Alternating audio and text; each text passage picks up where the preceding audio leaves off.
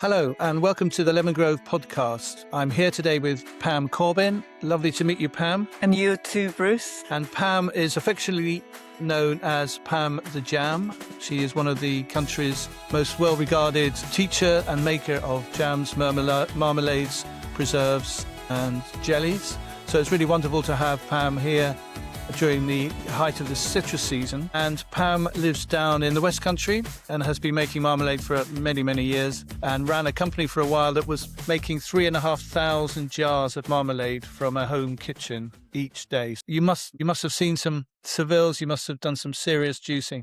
So welcome, Pam, and maybe you'd just like to say a few words about yourself and how you got into making marmalade and kind of what drew you to this part of the food world. Well, I suppose we could turn the clock back many years, and when my daughters were quite young, my husband and I, who's a Hugh, we were living up in the home counties, and we would often holiday in Lyme Regis, and we came down here and fell in love with a lovely old house, but we went home to tell ours and we got dry rot, so we didn't do. But it actually sort of sowed the seed to sort of think, well, here we are, young family, what can we do?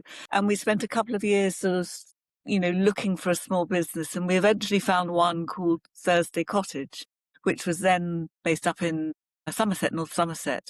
Right. And we bought it. It was at the end of someone's garden, and part of the deal was to move it, and we actually moved it to Lyme Regis. And I know you said my home kitchen, it wasn't quite a home kitchen. Okay. To accommodate what we call our jammery or jam kitchen, we actually had a 4,000 square foot pig unit, so it wasn't. That's a very generous home kitchen. Yeah, so it wasn't. So yeah, but it worked. I look back on those days and think, gosh, did we really do all of that? With young family, but we did, and it was been great. Great fun, and I know you've written a couple of books. Maybe with River Cottage, maybe you'd like to introduce them, because Hugh Fearnley-Whittingstall was one of my early inspirations to become a food writer. Well, I've got them here. I was asked. I started doing courses at River Cottage. Right. Great fun in all those early days of Hugh, and it was all quite crazy, but good fun. And I actually, they said whenever I wrote a recipe, I'd write a story about it. And they said, would I do their River Cottage preserving book, which was great. Then, in fact, someone said, you can't just do one book, Pam. So I did their River Cottage cake book. And then after, a while on, I thought, actually, I know a lot more about preserving. That's my real passion. And I've always been one for wanting to sort of slightly change things. So much preserving is just handed down, so much sugar, so much this. And we had to produce a reduced sugar marmalade and preserve at Thursday Cottage, and I really wanted to actually encourage people to look at marmalade and preserving differently, not just that sort of stewed down green tomato chutney, which we often see, and things brighter. And so I approached my agent, and it's worked actually very well. Fantastic. You used the word brighter there when you were describing how you wanted to kind of bring marmalade and chutneys to kind of a new audience, to kind of update the flavors. How did you learn your preserving? Was it passed down from generations of grandmothers, which I hope it was? Yeah, I suppose Mum always would make marmalade, but I also came from a time when we did domestic science at school. Right, yes. And I cooked, and that was always, dare I say, my best subject, and from there on. But it was and I would always cook, always, with the family. I've always still do cook from scratch and make things. But it was really Thursday Cottage that taught me the ins and outs. And that's why I suppose I have a commercial knowledge, but also not only a commercial knowledge, I know about cooking in a small pan, because although we made 3,500 jars of jam and marmalade and preserves, we would still cook in relatively small pans. And it's also understanding what you're trying to achieve. I think a lot of people don't understand, the longer you cook, the sweeter they become, the more jelly they become. So, so I've learned, I've done the walking, and dare I say I can, do the talking now with it. So I've made some marmalade this year. I've got some Sevilles from Gospa, and I've actually got some here, but we'll talk about these in a moment. But mine was, I think I got distracted. I think people sometimes forget how much time it takes to and how much watching you need to do when you're making marmalade. It's bubbling away for a couple of hours. There's quite a lot of work at the beginning when you're chopping up the peel. I think people underestimate the time it takes. Well, can I comment on that? I think Yes. what a lot of people are beginning to do is actually to stage it. Hasn't got to be made in one day. Break it down into what I would often think a marmalade over 3 days is the best if you've got the time. Yes. Yes. That first day you would chop and soak. The next day poach, and really when it's poaching, you can get on and do all sorts of other things. Add the sugar when all those peels are lovely and soft. Dissolve it, then switch off. Leave it overnight. And what will happen at that time, those softened peels will absorb the sugar and become the same weight as the sugar or the gel. The great thing about this is that you're not going to get a flotation. Often, if you make a particularly chunky marmalade, all the peels float to the top like goldfish on a bowl. And so what I always say, if you stage it, it's half an hour of cutting. Yes. And then letting it rest, and you actually make a much better marmalade. And the house smells delicious and fantastic and warm and sunny and citrusy when you're making it. So over 3 days is a great idea. Yeah, but also after that initial slicing, if you actually don't finish it, if you don't cook it the next day, it's all acidic. Nothing's going to happen to it. Keep it in place. So you could cut on a Sunday evening and poach on a Tuesday evening. So it's actually and I apply this to quite a lot of my preserving now. Make it slow, give it time. Okay. I think make it slow is such a good motto for all sorts of food. And I think there's a great book by, I think it's Jenny Linford, called The Missing Ingredient, which is time. And I think people, as I just talked about, me trying to rush making my marmalade in one go instead of thinking about it. And my latest panic is now, normally I maybe you can advise me on this, I normally hot wash in a bowl and then soak it the jars and the lids for a few hours in some Milton, so kind of the baby disinfectant, and then dry it in the oven. But maybe I could do it in the dishwasher. So now I'm trying to think, do I need to plan my dishwasher? Don't need to do that. Does a commercial jam company use Milton? They use spanking clean jars. And also do remember that when you pour your marmalade, it needs to be hot. The jars need to be hot. Over 6 degrees. So you've got a hot thing going into hopefully a sparkly clean jar and a nice clean lid. And that's actually going to sterilize things. The one time I would consider being far more aware of actually what state I've got to be careful what I say here, how your jars are, maybe warm them a little bit first, is if I was actually making a reduced sugar preserve, which is only 34, maybe 35% sugar in, because you haven't got that sort of strength of the sugar to preserve. Because that's another issue. When people start making marmalade or jams for the first time, they realize just how much sugar is needed to make these. Do you have any comment on that? Absolutely. And that's one reason why I wrote the Pam the Jam book. When I'm looking at a kilogram of fruit and we're adding 2 kilograms, or people were adding 2 kilograms of sugar, it's pretty awful. Now, and that's what I mean. The recipes that have been handed down over the generations, and people haven't actually stopped to thought, can I do this any differently?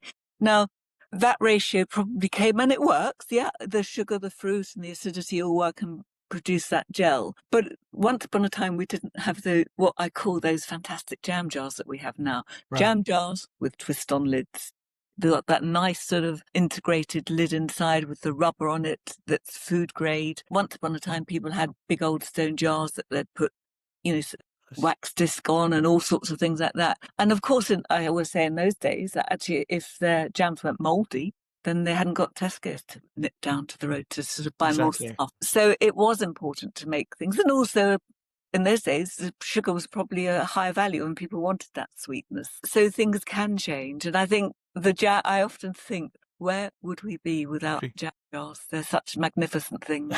Yes, I've got looking at my shed over there full of old peanut butter jars and honey jars and all sorts of things. So when you're buying Sevilles, at the moment it's peak season, it's kind of December to the middle of March. Just towards the end now, isn't it? Towards the end, yes. What's the difference between Seville if I buy it like right at the beginning of the season, say the first time in early December to what I'm buying now? I think you'll find that it's the pectin will be excellent, but of course it depends on the cropping. The orange groves. And I know Gosper, I think they had a very early flush, which I some in early January. In fact, did most of my marmalade making this year quite early, and I keep realizing that people are still making it.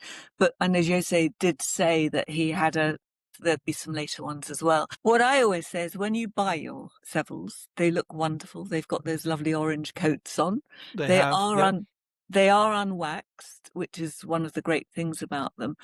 And you can think, oh, I can buy those, I can put them in my fridge and leave them there for 3 or 4 weeks. I'd say use them immediately. I say immediately, not literally that same day. Just Yes. as they age, volatile oils change and the pectin does change in them. And I remember once I worked with Thirsty Cottage and consultancy for many years, and they would send me samples. And I know one year I said, "Oh, you've put too much pectin in those oranges," and they actually came back and said, "We didn't put any in. They were so fresh." Oh, really? Yes. And I think I know we will move on to the Marmalade Award, but sometimes we see winners from Australia and Japan where people have actually got those citrus growing in the garden, and they don't have to cook them to such what I call high sugar solids to get a set. They will set at, about 50% sugar, 50, 55. Okay. So Because they're literally picking from their tree and then walking yeah, into the kitchen and making the marmalade. so no wonder they win. Yeah. Yeah, so we could talk about Dalmain, and then because I've got some of the winners here, and they are some crazy mixtures. I'm looking at yuzu and passion fruit marmalade, and there's another one. Is that a yuzu and passion fruit? Yes. That's right, yes. And there's where am I looking at? There's citrus medica and green tea, which is grapefruit. Lemon and horseradish, lime and fennel. The savoury one. They always have a savoury class. Yes, they do, yes. These are Gold Award winners for 2026. Maybe you could just explain what Dalmain is and kind of how they become such a kind of force in the marmalade world. The Dalmain Marmalade Festival was set up, in fact, we had the 20th anniversary last year, so just over 20 years ago, and it was after Foot and Mouth had actually hit the country again, and Dalmain has a lot of land and they farm there. At that point, I think tourism was low, so Jane, who is the lady of Dalmain, decided to have a small marmalade festival and just sort of encourage people to come. Also, they had a big heritage in the family of making marmalades. Right. I did I go for the first year or the second year? And it's been extraordinary to see how it's grown. But they call it the World Marmalade Awards. And Yes. Nowadays, there are marmalades that arrive from all over the world. I think this year they've had about 60 different countries that have entered. And there are different classes. The awards actually split into two.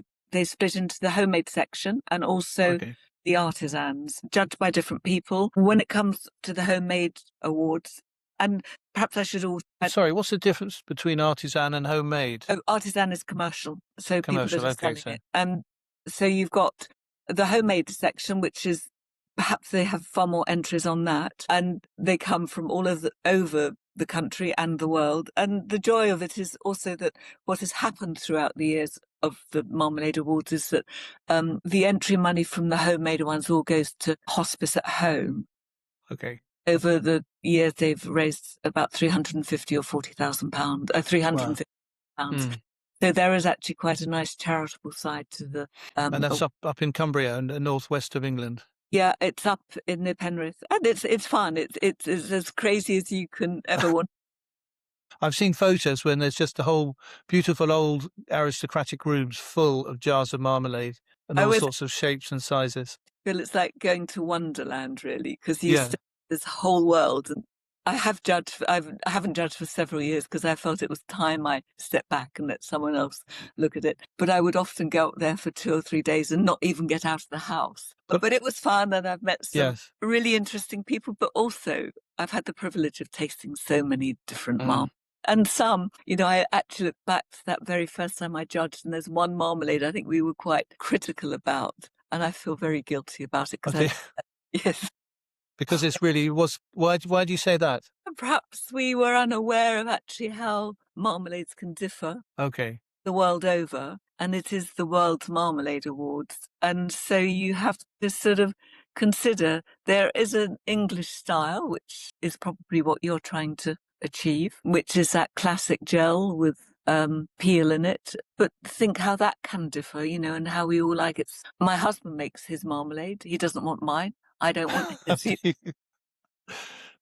It's quite fun, really. I think you mentioned the brightness, and I think when you look at those photos of Dalemain, just the hundreds of jars, and I think citrus at this time of year, this is a slight diversion, but citrus at this time of year always does bring such a kind of Joy. lovely jewel and joy into our kitchens and our lives. And I know, like many of the aristocrats who went on the grand tours in the 19th century, they always wrote about the trees in Seville or Amalfi, just on the streets with these beautiful fresh fruits that they'd never seen before. Fantastic. So Dalemain, then they do it every year. They're getting people submitting entries from everywhere, from the UK to Holland to Japan.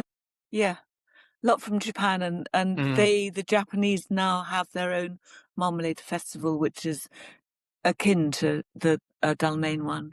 And there, of course, you step into the world of so many other beautiful fruits, like, the classic, which we all fell in love with, was the yuzu fruit. That's right. Yes, yes. I had some yuzu Jaffa cakes recently, and I was wondering whether, that's peak. They were from the Jaffa company, the Jaffa Cake company. Whoa! I brought them in one of the supermarkets. So I kept going back for more, and I was going to talk about them, but I kept eating them, and they don't seem to do them anymore. But I've got some just in other citrus fruits from a company called Shrub, based in Sussex, and they deliver they buy their citrus from Todoli Foundation, which is in Valencia. So this one is a mandarin, and upon the can it's a Japanese mandarin. So the guy there has hundreds of different varieties of citrus. Would you often use other things as well as Seville? Would you go for other types of citrus? Well, yes, and certainly with Thursday Cottage, yes. But in the UK, we actually basically have, what do we have? We have the Seville, we have a sweet orange, the blood oranges, which I always have. I've made some blood orange marmalade this week. I actually think it's more a jam than a marmalade because it's got that sweetness to it. I was going to do a post about it later. And mandarins, lemons and limes. Lemons and limes are always interesting because they've got a high acidity. And what often happens with lemons and lime in marmalade, you get a strange set. It's a bit, I always refer to it as a bit like a wallpaper paste. Okay. And the reason that happens is that the high acidity cuts through the pectin. So every time you actually cut into your jar of marmalade with a knife or a spoon, you're cutting through that pectin, and it then begins to seep or to bleed, and that's called syneresis. And I've often seen that in Seville marmalade that actually has quite a lot of lemon juice added to it. So there are all these little things that acidity is important, but too much can meddle with your marmalade. And the Sevilles are used for marmalade because they have that high level of pectin. Is that right? Yeah, and actually, you don't really want to eat them as they are, do you? No, you don't. No, far too bitter. A high level of pectin, good acidity, and a strong flavour. So they actually are a perfect fruit. But we say that, but then when you do start to taste some of the other exotic, the Japanese, Yes, I've got some. I mean, grapefruit makes a wonderful marmalade. Some grapefruit, right? Yeah, I've got one here. Funnily enough. Yeah, and I would prefer a white grapefruit to a pink grapefruit because I think it's got a brighter, again, they use that word, a brighter flavour, a brighter acidity. And would you use Sevilles with that, or is it simply just using? I would with the grapefruit. And it's interesting on these different fruits. The grapefruit and like the Seville, when it's turned into marmalade, the peels become translucent.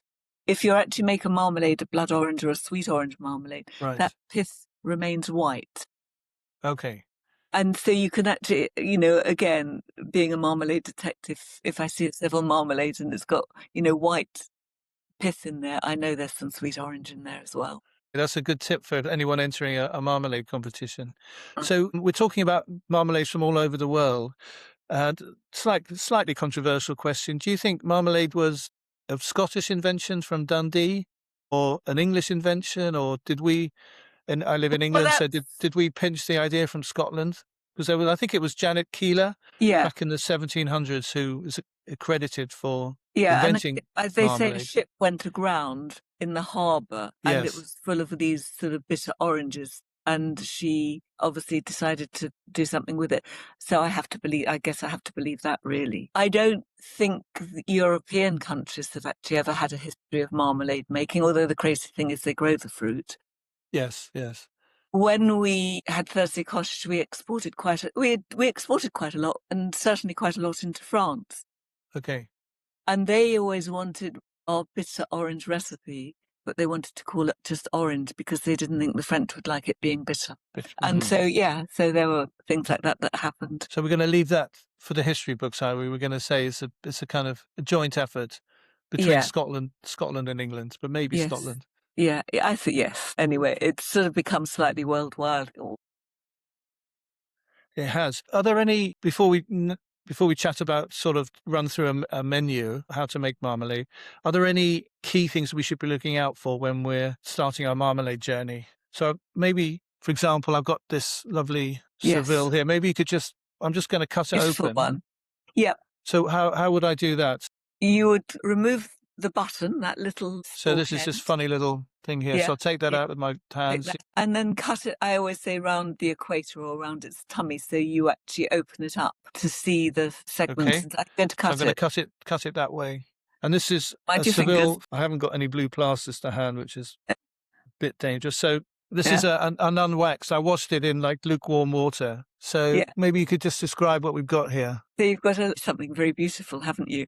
You've Mm. got that lovely, almost it looks like a flower inside with the juicy flesh and full of pips, and then a nice white um A nice like covering of pith, isn't it? outer of pith and the zest And it on does the have outside. a lot of pips, which is an advantage for the marmalade Well, making. and this is another moot point, Bruce, because commercially we would use pectin, and we would obviously talk to our pectin producers, and they said that actually there is some pectin in the pips, but most of it is in the pith and all those Okay. membranes. And this, in fact, in my River Cottage book, I did write about that. Of course, got slated by 1,000 people that they put their pips up for hours on end. And actually, this year I did make a batch of marmalade without pips, and it's set. And it's set fine. Yeah, I think a lot of these marmalade things are lost in tradition and yeah, we yeah, don't think we yeah. don't reinvent it. We just carry on doing what we've always done. And that's exactly my point with Mm. the jam book. Yeah, pips. Yes, but and I'm very mindful, Bruce, that if people have their method of making marmalade, let people, it's some people feel a safety in heating the sugar. Do we need to heat sugar now? No. Look how our sugar is free flowing. Right. There was a time it was lump sugar. If you heated it, it would, dissolve a little bit quicker. So yeah. I think sometimes it's like cooking that if my grandmother maybe taught me to make marmalade or handed down her recipe, you kind of want to have that connection to the past. So maybe don't think about it too much. And if it's always worked, why fix it? Yes, I mean, so there's the biggest sort of area that people get confused about is setting point and when Mm. is it to set. And sometimes a difficult one to really explain, but I always, marmalade as a preserve uses a lot of water. Yes. Jams don't. And actually, it's all about boiling that water off. So once you've got your boil, those bubbles on top are going to be light and bright and, all small, lots of steam coming off. It's as they actually reside and you get a slower rhythm, there's a different viscosity to it and the bubbles are quite slow. That will be about the time. But I'd say my biggest criticism of most marmalades is they are overcooked. I always say to people it sets in the jar and not in the pan. Okay. Yeah, Good tip. Yes. yeah. And it's a hard one to explain. I would rather undercook than So overcook. yes. So it's not necessarily well, it is the temperature. It's around 104 It's degrees. 104, and that's going to give you a marmalade of about 66% sugar solids. Okay. And I also use a refractometer for testing my sugar solids. Right. And that's what, because, So yes, I've just bought one. It's a little machine where you put a little dab yeah, of the yeah, yeah, grape juice. I mean, I know them from in the vineyards. Where yeah, you put a little dab of marmalade on, yeah. and then see the sugar content. Yeah, and that's what a commercial producer will Yes. use, because they have to have, on that label it says prepared with so much fruit and the sugar content is so much per 100 Okay. gram. Yeah. So I'm very mindful of that, and I'm mindful that actually jams will set at a lower sugar solids. Yeah. I know there's so many different varieties you could have, but does it matter what sugar you should have? And jam making sugars like caster sugar, granulated No, sugar. no, I'd say absolute no to caster sugar. Why spend more money? Okay. It's fine.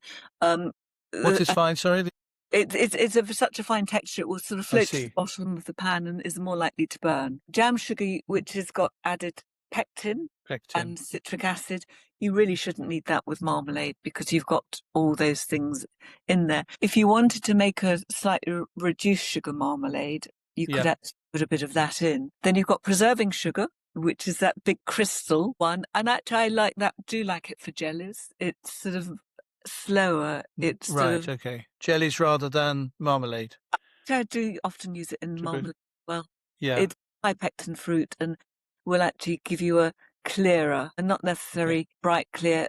It dissolves more slowly. You don't have to stir it so much. And if I see it at a good price, shall I say, I will use Yes. it. You grab it. And then you've got your darker sugars, and which some of the demerara used it with the white sugar is very nice. Or my husband always uses all demerara, so Okay. you completely, a completely different marmalade to a light one. So if I was to do a blind taste between your marmalade and Hugh's marmalade, what would be what? If you don't know, His has got a more of a caramel taste, right? because you've got that demerara sugar in.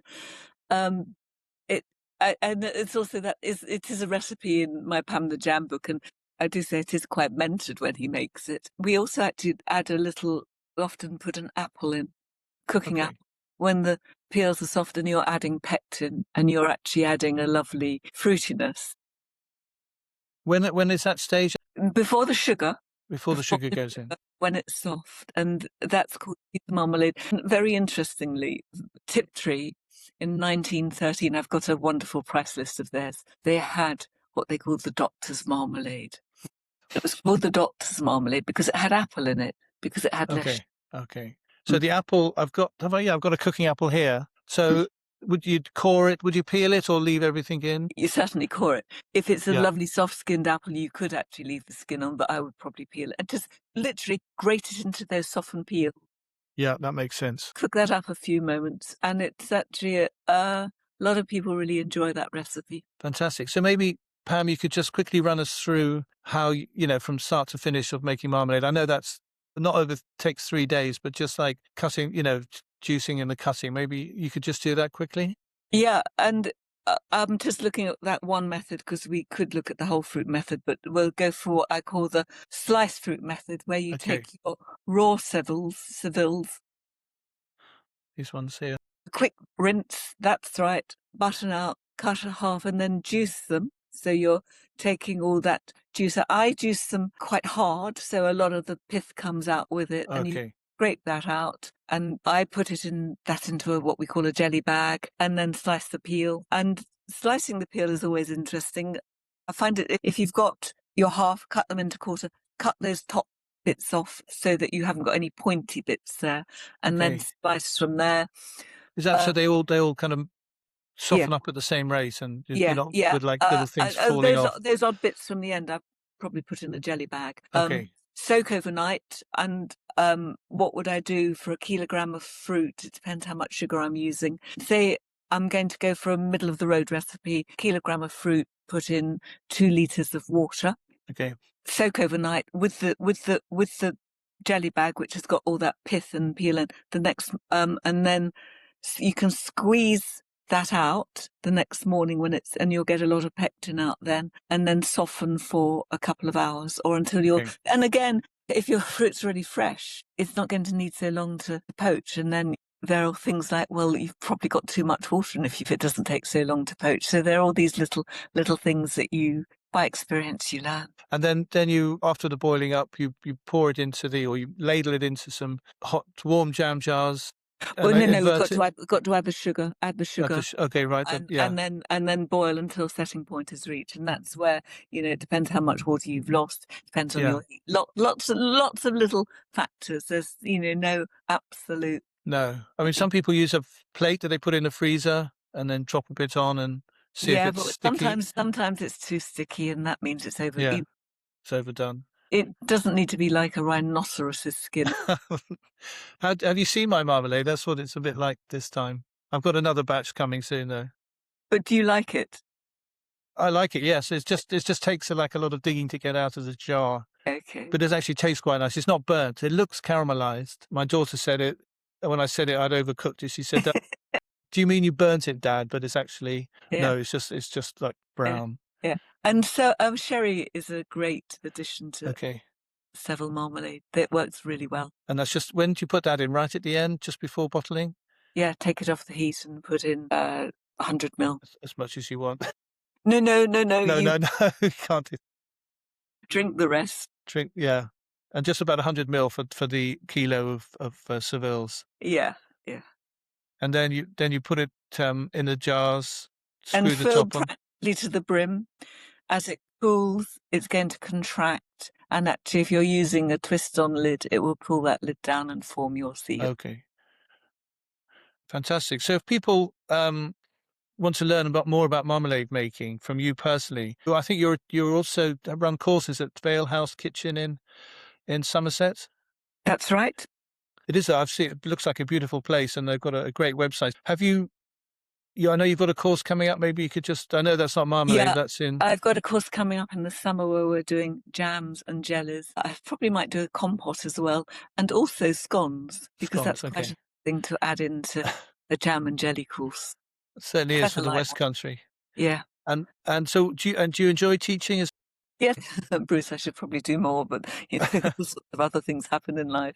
But yes, I do absolutely enjoy it, and yes, I'm happy, always happy to talk to people. And yeah, sometimes I've done the odd taught a few people at home as well. fantastic. And I think people from the class they're all over the world. They're from Australia, is it? And We've got someone coming from Australia. We had two lovely ladies from Holland and someone from New York. So yes, it's interesting, and we do the marmalade, or I call a zesty course in January, and then berry course, and in the autumn often do bottling, and which okay. is a lovely skill to learn as well. And do you find that the younger generations are taking this up? I know a lot of when I say younger, I mean in their kind of 20s and 30s. I Yeah, know a lot go foraging, so I guess they're making jams. Is there building up an interest in yeah, preserving again? absolutely. And I think also people are really want to know the provenance of their food, and if you've Yes, okay, tinned tomatoes. How many are there out there? You bottle your own and they're completely different. completely different. They're not Yes, full yes, of citric acid. They're not, you can put herbs and things. They're delicious. So yeah, it's actually understanding, saving food for the future, which is what we really need to do with the absolutely. world. Well, Pam, that was really lovely talking with you and learning all about marmalade. I feel I want to just go straight in and start juicing all my Sevilles, and I've got this lovely citron, so maybe I might add this is Citron, citron are lovely to candy. for That's a candies. That's what I was going for. So thanks to Shrub for that. But thank you so much for talking us and sharing with us pleasure. all your life in citrus. And details about your books and the course at Vale House will be in the show notes below. But thank you so much, and keep bubbling, keep juicing. Thank you for Thanks very inviting me. much. Bye. Bye bye.